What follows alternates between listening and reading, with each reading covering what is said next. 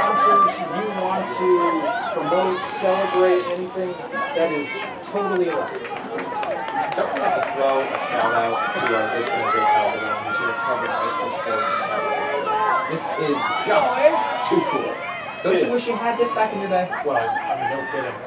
Just a treat, obviously, for the players to have sort of higher production value, not just having the game filmed by, their athletic director or whatnot. I mean, this is obviously a much different kind of production level for them, and for the parents to be able to go on and see, for coaches, for scouts, anybody looking to do recruiting, it really is a tool, not just a form of entertainment. Yeah. And of course, that's what makes it such a special game. Right down the middle of the field, switch to the left hand, snipe top cheese, as we said.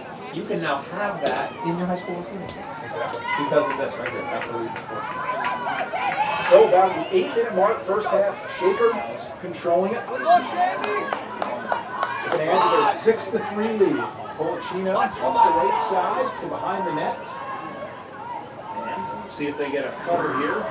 Do I see a ray of sunshine out there, Sean? Well, it certainly isn't that. Beautiful day in the upstate. It is what was a little tenuous day weather-wise a little bit earlier with some rain and wind, is now turning into a pretty nice evening. We saw the effects of it actually in the JV game quite a bit. Both teams were sloppy. A lot of missed catches. This is much smoother. The conditions have brightened up. Well, it hasn't even rained at all, actually. Yeah, it was light, but certainly not a mess out on the field, which is nice to see. Yeah, the big telltale in the rain, or what you're going to see, is you're just going to see passes going. The moisture in the pocket is just going to make the ball stick in there for that's really taking longer than otherwise it's going to ditch. More patience from Shaper on display, working in the offensive end of their field, and now going into a shot. Good save. A very very impressive shot. But back to Brendan Earl with another save this one. She's been good on net from this unit despite the deficit on the scoreboard. Yeah, one might say an even more impressive save. Now we'll look up on that. Alley. Right. Are we playing north-south, Misty, or are we playing east-west? Great ride. Great 10-2 push to the outside. Steps out of bounds. Quick restart. One of the things I love about school lacrosse, if there's a turnover, as soon as you can pick the ball up, you can start. You just pick it up and start going. One thing for sure for Niskayuna, they're going to want to get something going, at least a lengthier possession in the offensive end, as we talk about on the defensive side, maybe getting some tired legs as Shaker tries to take advantage. Yeah, I mean, with our camera facing the offensive side of the ball all the times, you don't really get a shot of what's happening on the other side. The attack for Niskayuna at this moment is just ahead. Right? They're waiting for their return. It's getting cold. They're literally, it's the opposite of getting warmed up, right? When you warm up before a game, it's meant to be taken literally. You're literally trying to increase your body temperature. You're warming up. And right now, it's cooling down. Here's some for change of possession. And we play north-south. If we get the possession, then are we going to rush it? It's just for another half to play. You don't have to worry about even scores in this first half. You mentioned about Niskayuna also very thin in terms of being able to substitute. They are not going that deep here tonight on the road, so tired legs are more likely to impact them in the second half, which is why we want to have an emphasis on finishing this half strong.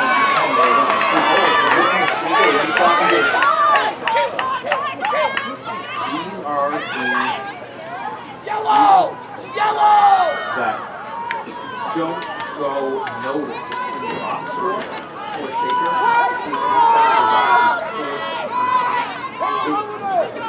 That so far has been the singular key to this strategy. It's just been the rise. They go with 2 behind the net again. We go with 4:30 in the first half. Shaker trying to add a 3-goal lead, and not that time, but it's not got it down. A race to get whoever's closer, and it will stay with Shaker. One thing interesting to keep in note, obviously on a shot attempt out of bounds, For those maybe new to lacrosse, whoever's closest to it gets to keep possession as opposed to a regular sideline out of bounds. It's actually whoever's closest to the line, right? So, right, and that's what's interesting. You can maintain possession to the line. Even if you're very far away from the ball, you're just literally closer to the line that the ball went out behind. So that's why you'll see the goalies just sprint at a perpendicular to the end line, not a diagonal to exactly where the ball is at. They're just sprinting straight to the end line. It reminds me similar in hockey to see players racing to try to get to a puck that would have been a potential ace in another field. Offensive players would have do that. Obviously now a little different. You don't have to touch it up. And hockey just kind of got to beat them to that line and single there. As we whistle before that shot attempt, and Niskayuna with possession. 3 minutes to play, first half. The Blue Bison on top of the Silver Warriors. They've doubled up to this point in the first half, 6-3. There's actually an old adage that hockey is lacrosse in space. And that's how similar those adage is, lacrosse being this may be surprising.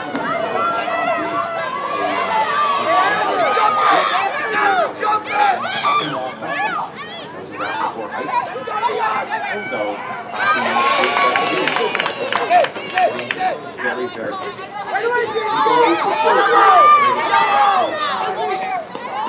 Push here, trying to get it to the middle. They do complete it. Maybe to the unintended target.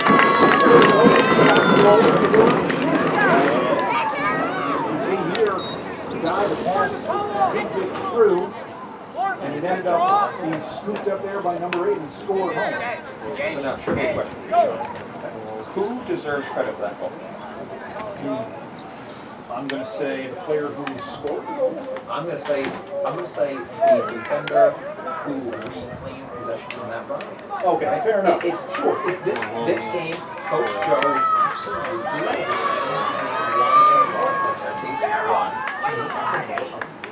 That's where it doesn't show up in the box score. But that's why the game ball, if you will, can go to somebody who goes into the hat trick, but had the 6 forced turnovers that led to that hat trick. So Caroline Alicia, a sophomore attack player on this Shaker team, making it 7-3. It's just been that challenge. It should be a night. Not challenge. One to drink or put you in, whatever you want to lay out. Let's remember this is a high school. There's only one food in the world with seeds on the outside. That's a goal for the Shaker. So 3. Blue Bison finishing this first half very strong. Sidearm to, we won't say right to left, one food, no seeds, what is it? Sydney Wells, the senior midfielder, It is a strawberry! Ding, ding, ding, ding. Very good. Yeah, and then when they took it, he started. They said that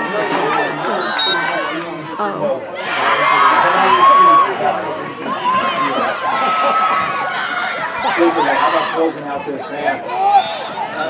Very strong. Good change better defense by the Warriors. Collapsing out, playing space. Pushing. Just maintaining. Forcing Shaker to roll back out. Quick handoff. Shaker utilizing a very north-south approach off of his handoff. Another one for Shaker. This has been a balanced attack. As another look here. Just too wide open there. The bounce back shot in. It's Kalachina's second in a row. And now, as you look at 9 goals up there, they've been contributing from all sides. 6 different players helping the scoring efforts. Those 9 goals. So it's a 25-minute to one more interesting stat line, which is not possession count, but time count of possession. Shaker has just physically held the lacrosse ball for, what would you say, Sean? 3 times the amount as Niskayuna.